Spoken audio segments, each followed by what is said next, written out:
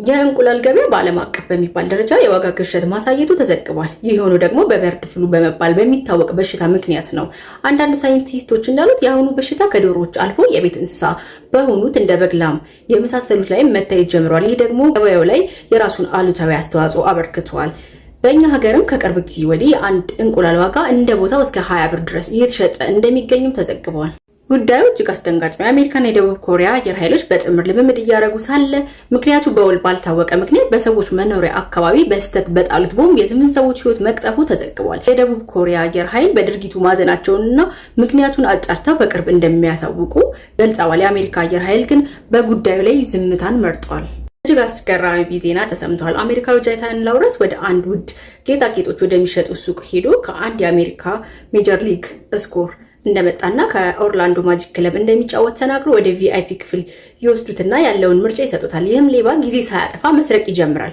የጌጣጌጥ ሻጮቹ ሁኔታውን ከተጠራጠሩ በኋላ ለፖሊስ ማሳወቃቸውን ተከትሎ ወዲያው ወደ ስፍራው ፖሊስ ይደርሳል። ማምለጥ እንደማይችል የተረዳው ይህ ሰው እያንዳንዳቸው $609,000 እና $160,000 የሚያወጡ ሁለት የአልማዝ ጆሮ ጌጦችን ውጧቸዋል። ፖሊስ በስርቆት ወንጀል ጠርጥሮ ያሰረ ይህ ሌባ ባደረገው ተጨማሪ ምርመራ ማዕድናቱ በሆድ ውስጥ መቀመጣቸውን አረጋግጧል። በአዲስ አበባ ከተማ ደንብን ተላልፈው የተገኙ 126 እግረኞች ተቀጡ።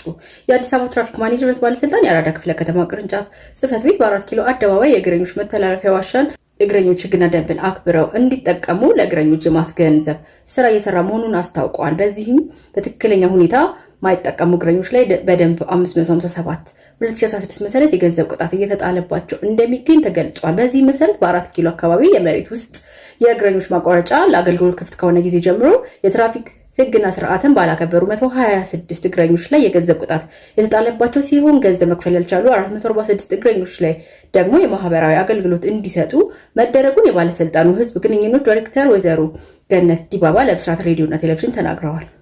የአዲስ አበባ ፖሊስ በተደመሰሰና በታጠፈ እንዲሁም በማይታይ የተሽከርካሪ መለያ ሰሌዳ ቁጥር ሲገለገሉ በተገኙ ከ1000 በላይ ደንብ ተላላፊዎች ላይ እርምጃ መውሰዱን የአዲስ አበባ ፖሊስ አስታውቋል። በተደመሰሰ በታጠፈና በማይታይ የተሽከርካሪ መለያ ሰሌዳ ቁጥር ሲገለገሉ በተገኙ ከ1000 በላይ ደንብ ተላላፊዎች ላይ እርምጃ መውሰዱን የአዲስ አበባ ፖሊስ አስታውቋል።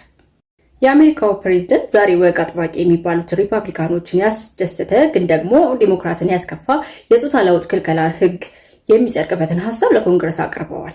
ትራምፕ እንዳሉት አንድ ምንነቱን በውል መለየት ያልቻለ ህፃን ልጅ ከመሬት ተነስቶ ጾታውን መቀየር ስለፈለገ ብቻ መፍቀድ የለብንም ብለዋል። ትራምፕ ማንኛውም ህፃን ፈጣሪ ሲፈጥረው ፍጹም አድርጎ ነው የፈጠረው፣ ያንን መለወጥ አያስፈልግም ሲሉም ተናግረዋል። የኢትዮጵያ ንግድ ባንክ ከየካቲት 28